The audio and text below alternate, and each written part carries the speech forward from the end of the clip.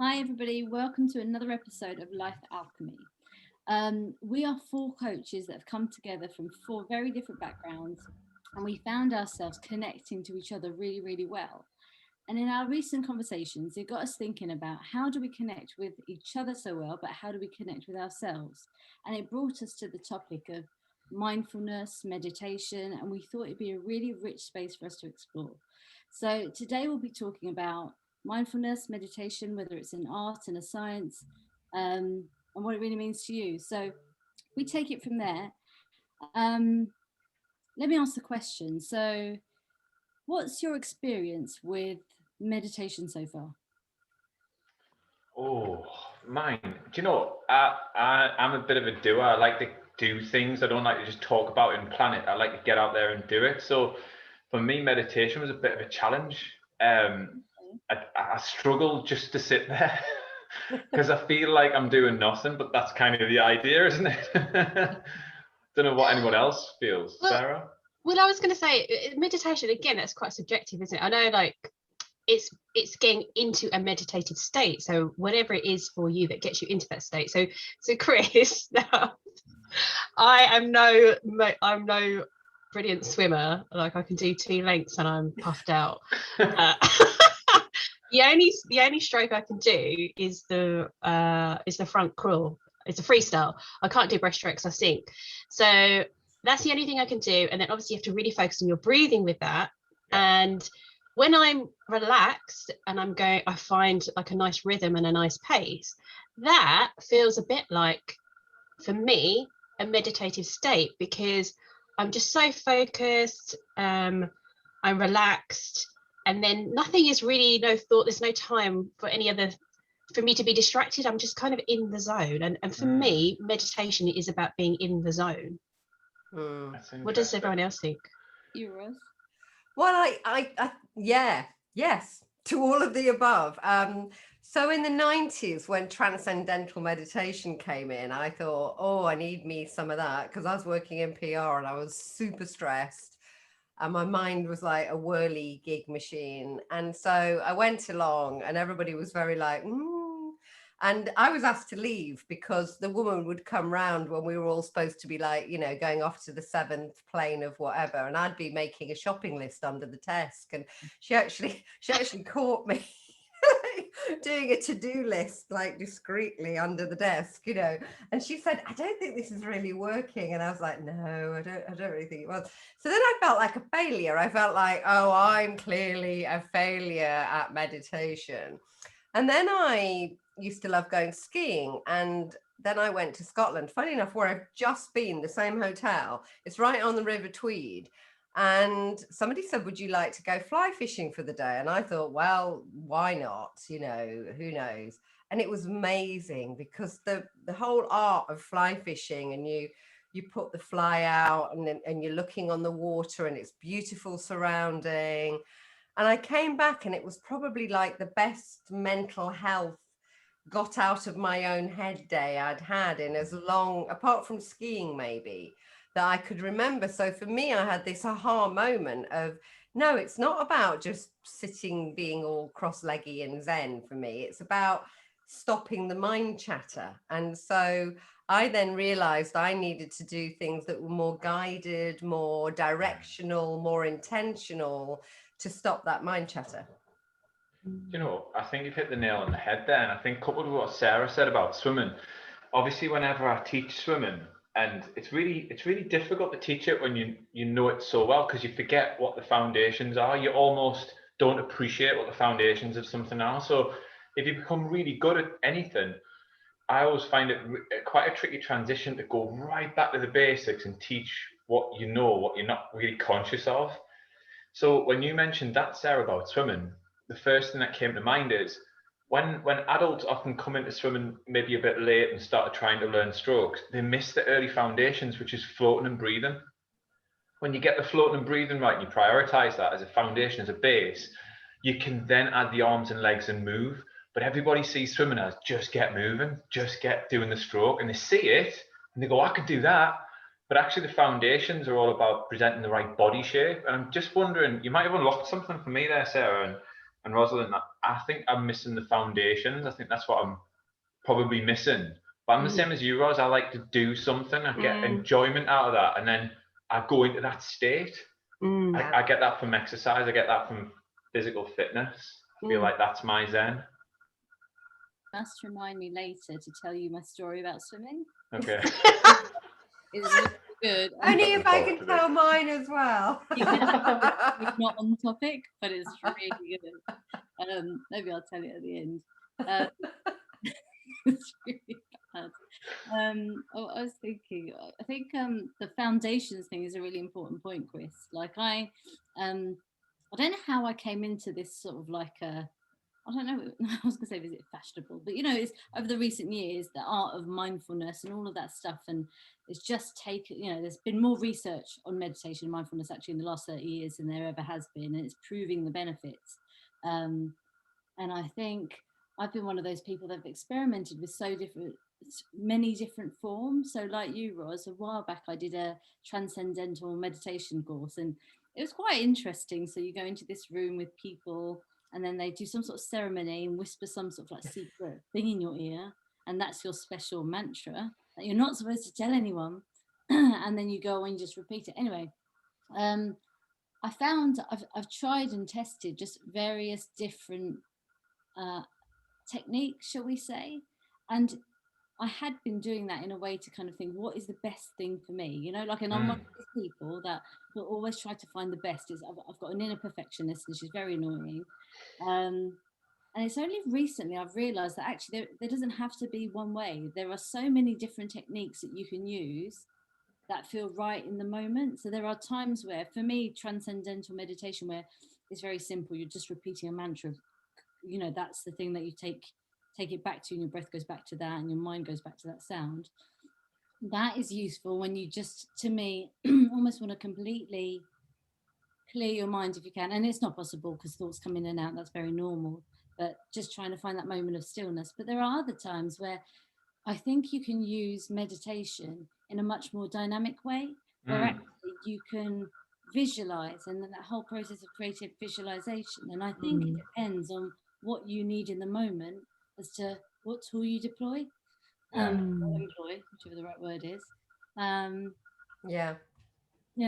So I agree. I mean, I've got so many hypnotic stroke, trancey stroke, meditative recordings on my iPod and wherever else. And I was first introduced to it again in the 90s. And again, I think there was a bit of a sort of we're all going up a mountain and going to go to another place. And of course, I was never really in, like I say, I couldn't still myself enough. And it just felt kind of boring. It was a bit like, really, I need to. So discovering active meditations or guided meditations for me was a real breakthrough in the sort of mid to late 90s. And the kind of hypnotherapy I'm trained in, or rapid transformational therapy, is quite different to a lot of other hypnotherapy. A lot of hypnotherapy, if you buy recordings, they're very, you're now in a forest and everything's lovely and all the tree. I'm not poo-pooing that. And I think, again, there's a time for that. And if you're in a mood for that, that's fine. But the kind of person I am and the kind of people I work with, suddenly you're, corporate doing 8 to 10 hour day in a really fast moving environment, and somebody's asking you to pretend that you're with a squirrel in a forest, and it's a bit of a big jump. Okay, so the kind of way I get people into hypnosis is a lot more powerful. It's a lot more dynamic. It's a lot more guided and directional and intentional. And I think for people in that mindset place where they already are, it's a much better fit. But that's not to say, like for me, sometimes 3 days away on holiday and I'm quite like up for squirrels in the forest and all the rest of it. So I think you're right. I think it is a bit of a horses for courses. Yeah.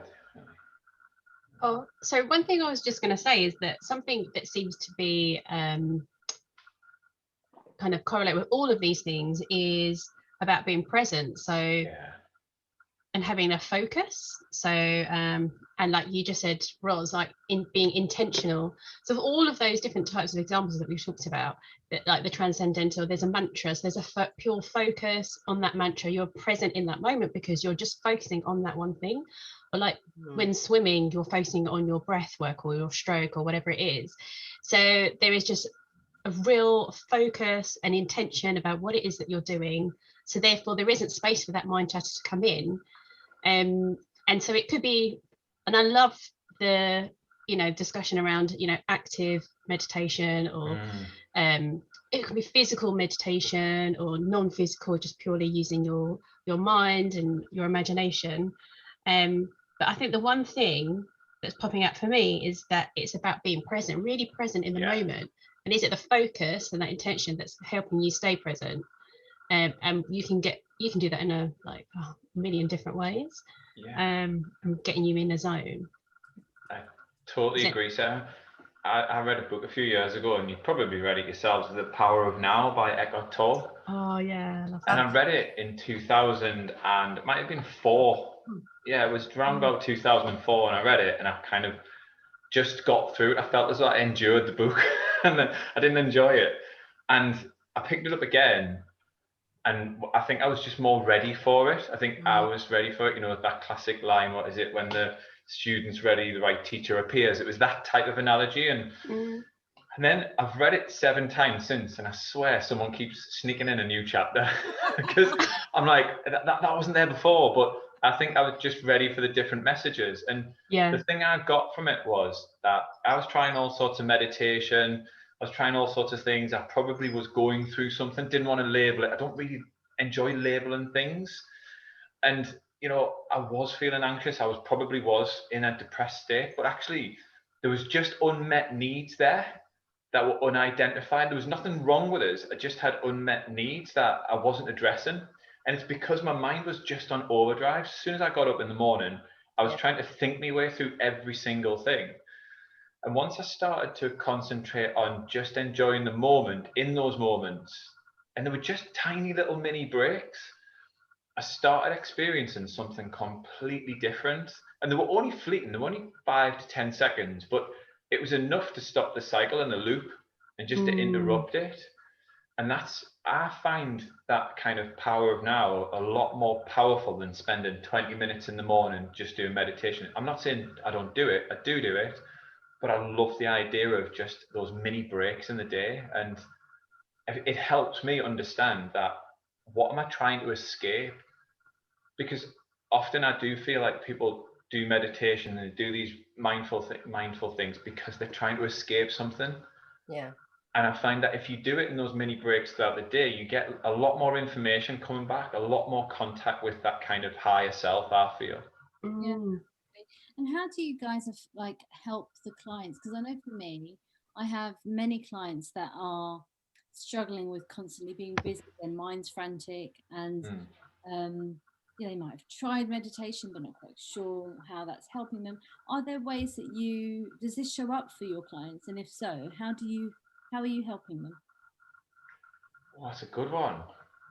I mean, good question. Yeah, it's a good question. Do you know, I often start with the practical stuff and not the woo-woo stuff first, just because I don't want to chase them into the fields, into the hills, you know. So I start off with the practical stuff, like, you know, everyone's got a to-do list, but have you checked your stop doing list? You know, something really, I love that. Really quite corporate, but it resonates with a lot of people. That kind of stops them and goes, what? I've never created one. So I kind of hook them in on a practical level, and then after that, what I often find is they stop doing this is quite long. They stop doing things, and then they go, right, what do I fill it with? Yes. Nothing. That's the bit. And then that's the bit they really struggle with. They can identify all the stuffs on their list that they shouldn't be, but actually what they struggle with is, what do I fill it with? And that's the bit that I feel we become what we practice, those habits we practice. So if you become a busy idiot, guess what? You're a busy idiot. So true. But you, Sarah? I was just thinking of one. The perspective I'm coming at it, I guess, is from a lot of the time the clients that I work with. it's at a point where they're just beginning this journey of self-discovery. So a lot of the time they don't have that awareness or that mind. They're not as connected to themselves. They're not aware of what is really going on in their mind. So sometimes they might come to a session and they might say, I don't know, or they might just feel but they don't know why. So it's a really lovely activity by, I think, Nancy Klein, is that right? Yeah, Nancy Klein, which is Time to Think. So the really powerful thing about this is where you give your clients time to literally just time to think. But you say to them, you frame it beforehand, and a client can do this on their own with a journal, just time to themselves, and you say, I'm not going to interrupt you, and you just keep going. There's no right or wrong. If there is anything you would like to think, say, or feel, so if you're in a client situation, you can say, you can be silent. This is fine. I'm not going to interrupt or anything. This is your space. What would it be? And then the client decides, and again, they can just write it down as a question on a notepad, and they just either just sit there and think about stuff, or they say or they write down whatever it is and just keep going till there's nothing left. Or they can just sit there and go, oh, this is what I'm feeling right now, and just be aware of that feeling. And then if you're in the client situation, you can say, now if you're coaching, I'm just gonna sit here, and when you're ready, you let me know.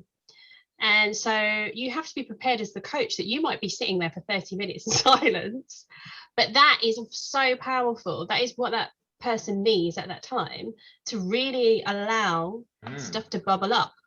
That's kind of, jumbled up with all of the, thoughts and ruminations and stuff. So that is a really powerful thing that I advise my clients. I do it in a session, and I advise them to take that and do that at home and themselves as well. That's cool. I like that. How about you, Ross? Well, of course, I'm always wearing my two hats, and sometimes you can't think yourself out of something. It's true, and if you could, you would. And so sometimes you do need to tap into that subconscious level.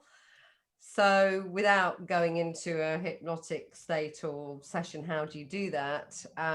There's lots of little ways. And also I do even have people who turn up for hypnosis and then are very resistant to it. I think that was my computer doing something strange. Sorry about that, everybody. That was the fairy one. There we go. Ba-ding! You are now hypnotized, everybody. And sorry about that.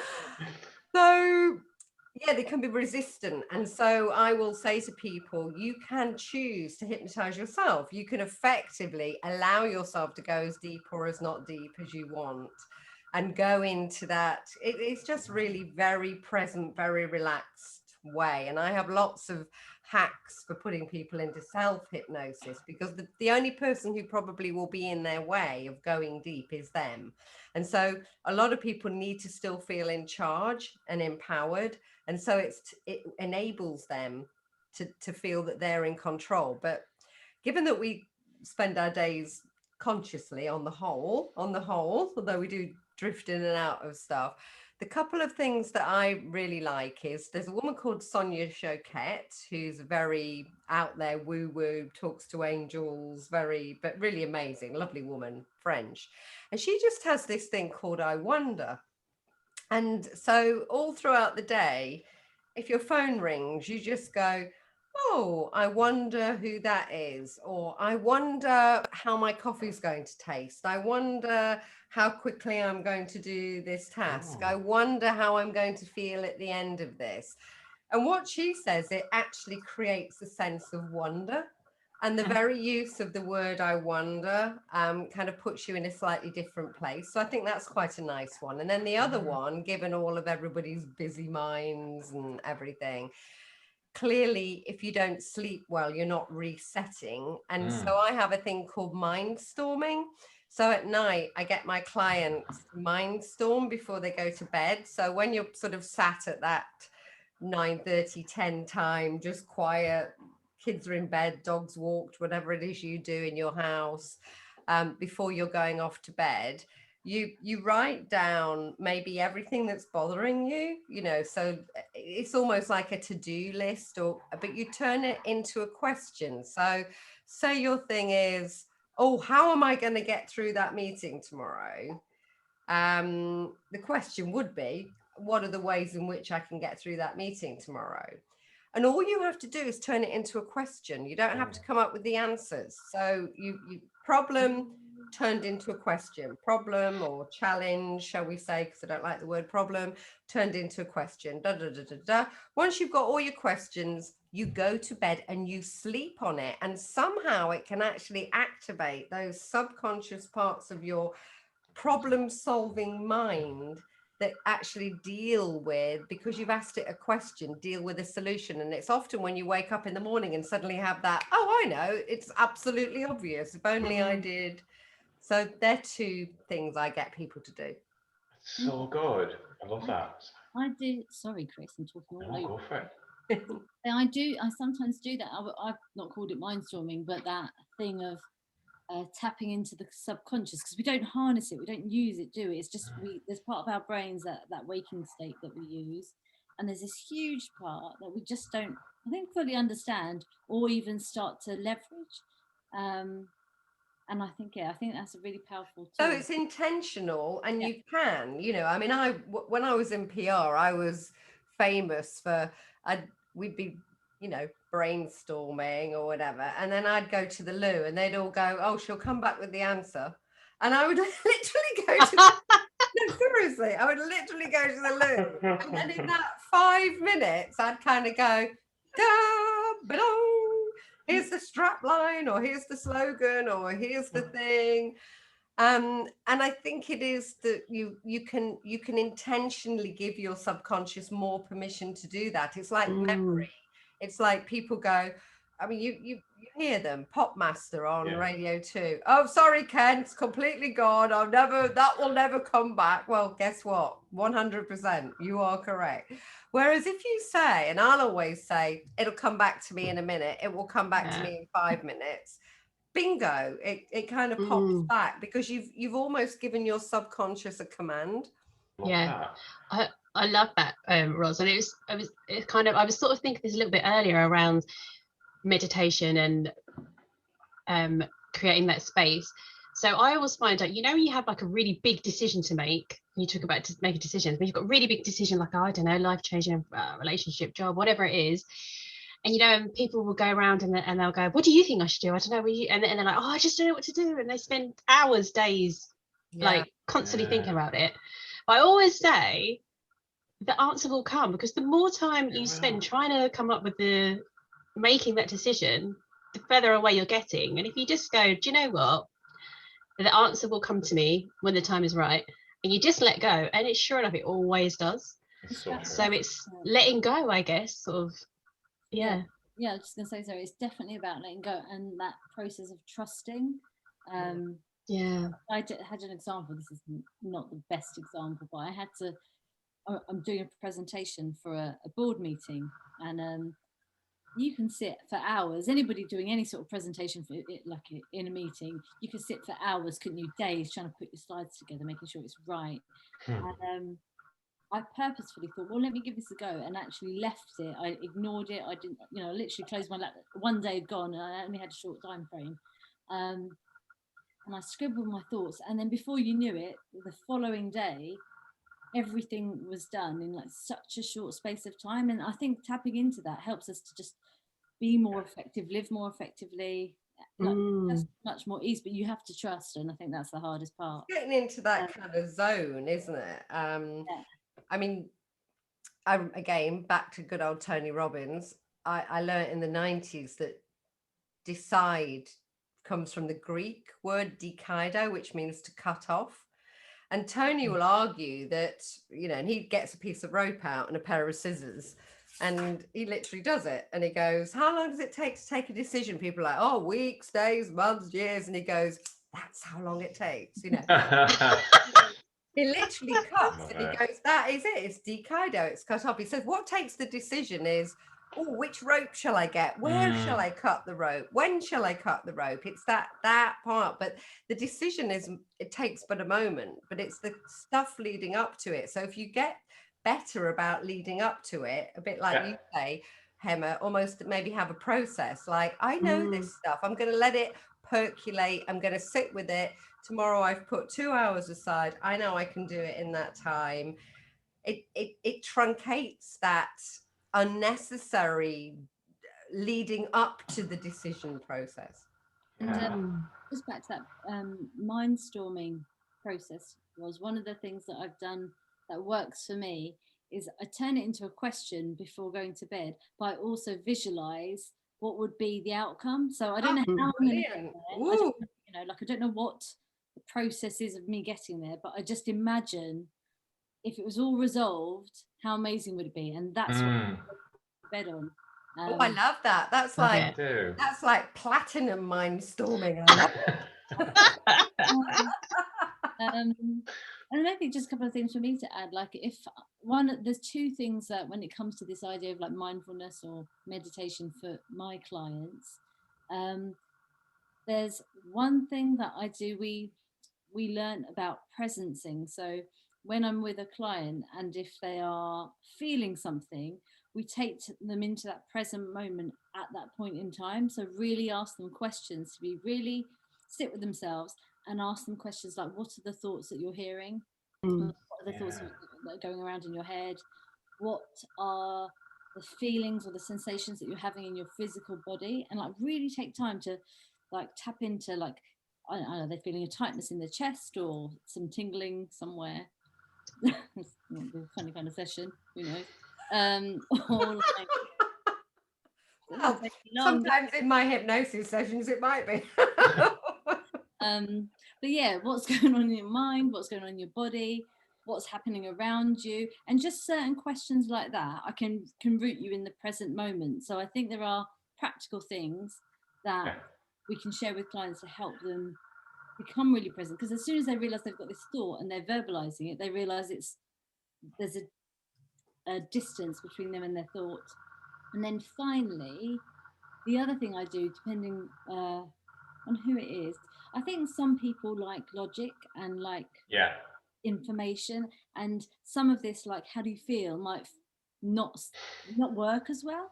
So there's so much research on like our brain waves and the different brain states that we get into, and you talk a little bit about being in that sort of waking state you mentioned earlier, Ross, and that's like alpha state, but we can train ourselves to go deeper into like from there's different 5 levels, and how do you beta, delta, tetra, gamma, is your waking state. So if you can look into that and think about how you access some of that, and some of that's through sleep, some of that's through meditation, I think it gives people a little bit of science that actually is really robust, that helps to back up and solidify some of this other stuff that feels a bit woo-woo. But yes. So if I was going to ask you, WTF, who to follow, what would you say to me? Oh, so much. I mean, I mentioned the book earlier on, The Power of Now. If you've not read it, if you've not picked it up, it's a life changer, not just a game changer. For me, my former sports psych, he's called Simon Hartley, and he is a business coach, and he comes out with a line that I always live by. He said, focus follows interest. Interest follows what we truly care about. So if you look at someone's focus, you'll often find that it's framed around what's really going on inside of what they care about. So for me, when I'm working with clients, that's what I'm kind of trying to get to the bottom of. And when I'm kind of ushering them towards that kind of more mindfulness and tapping into your intuition, what I'm really trying to do in that moment is tapping into their wants and needs, because I do believe your subconscious knows what you want and knows what you need on that deeper level. But our conscious mind is full of shoulds, and that's where the guilt comes in. It comes back to your story earlier on, Ros, when you said that you went to that class and it failed, and you felt like you felt guilty that it failed because it's full of shoulds, and should is a blame word. So for me, there's some really great advice out there, but taking your own advice is probably the best conversation you'll ever have. I was going to say, talking about sort of what we've been talking about today is really just finding, leading on from what you've just said, Chris, is finding what works for you. And there is no right or wrong. Everyone is different. Everyone's perception of what meditation means to them is different and what it looks like. What works for me, and actually I read The Power of Now, I don't know, 10, 15 years ago. And at the time I was in a really bad, not really bad, sorry, an argumentative phase of a relationship. And we were just arguing all the time. And I bought the book on audio, and I was in Madrid at the time, and I was listening to it on the metro going from different place to place. And then over time, the argument stopped. And my boyfriend said, "What's happened to you? You've turned into some kind of monk," because nothing had changed. The situation was the same. You know, he still did stuff that was irritating me before, but I was just so present, and I was like nothing but this. So it's definite, and I need to read that back again, I think. And then also just really simple. There's if you do like guided meditation or you want to learn more about this kind of stuff, I really recommend an app called Insight Timer. It's brilliant. It's brilliant, isn't it? There's so much. You can just search for something. There's loads of different people on there. You can donate to them. There are talks or courses or meditations. So that's one of my go-tos, actually. That's really cool.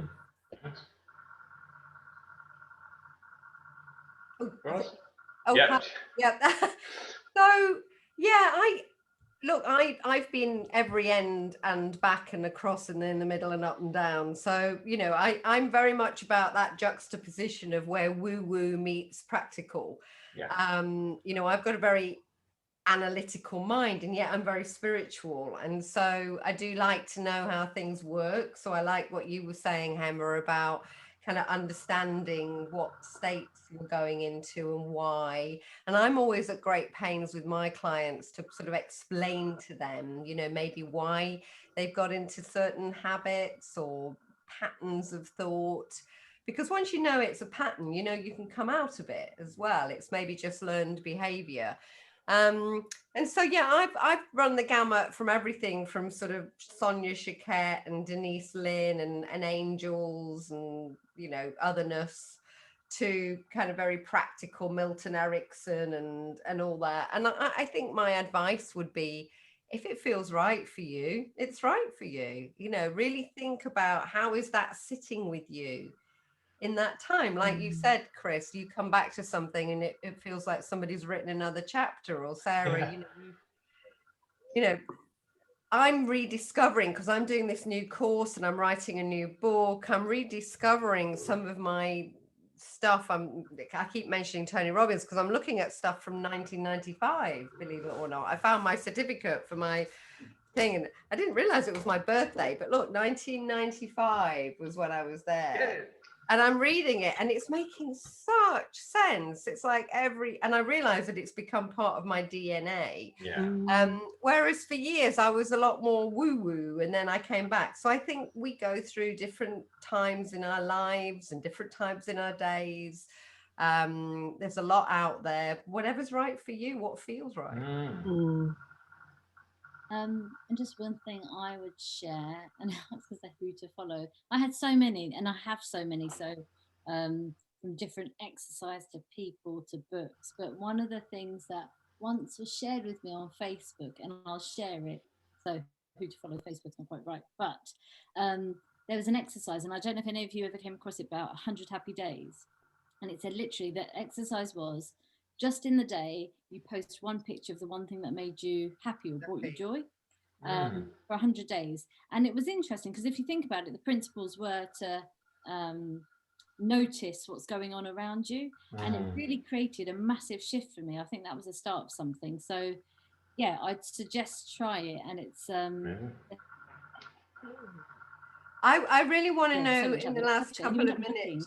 Oh, sorry, that just paused. No, I'm desperate to know your swimming story, Gemma. Say that again, I missed you. I want to know your swimming story. Oh, my swimming story. Okay, let me tell you, it's a good one. It's not relevant, but I'll tell you anyway. So when I was young, I always wanted to be a lifeguard. I think I might have said it before, too much Baywatch, just what I thought it was going to be. So I remember learning to swim, and the pool, I was swimming, and I remember swimming really like sort of like powerfully in my head in the pool, and I could sort of see everybody sort of like moving away like really quickly, and I'm like, oh, again, that voice in my head was like, oh, I am really good. They're watching me because I'm so fast.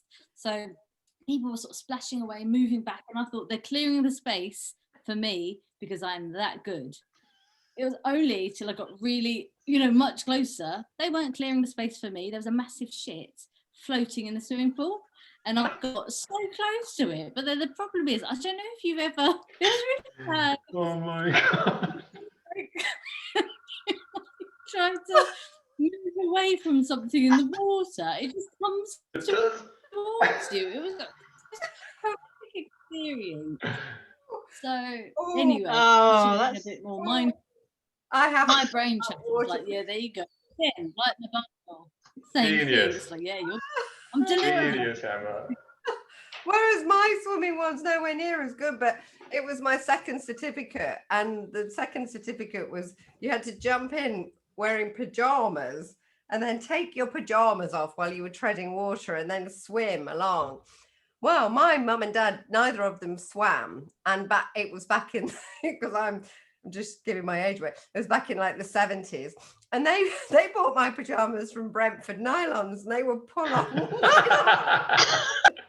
And so the whole idea is you've got like nice cotton buttony pajamas. So when you're treading water, you're opening, not trying to pull a nylon thing. So I had to be rescued and literally resuscitated at the side of the pool. Because Oh my God. drowning while they thought I was treading water. oh, Trying to pull this thing off over my head, and Oh it my kind God. of really put me off, Chris. Funnily enough. I bet it did. I bet it did. traumatic. God. It wasn't a good experience, but it's okay. I'm working, hip Oh tuck my myself God. up. So on that note, talking about nuggets, I hope that we have all found there's something that you've heard that you can take away that could be useful. A golden nugget somewhere in there. I'm doing a play on the word nuggets. If you've enjoyed listening, reach out to us individually, tune in for our next episode. And on behalf of Chris, Sarah, Rosalind and myself, you've been listening to Life Alchemy. So it's a goodbye from me. Goodbye from me. Goodbye From me. Oh, we'll get it right, won't we? Yeah. Bye. Bye everyone. Bye.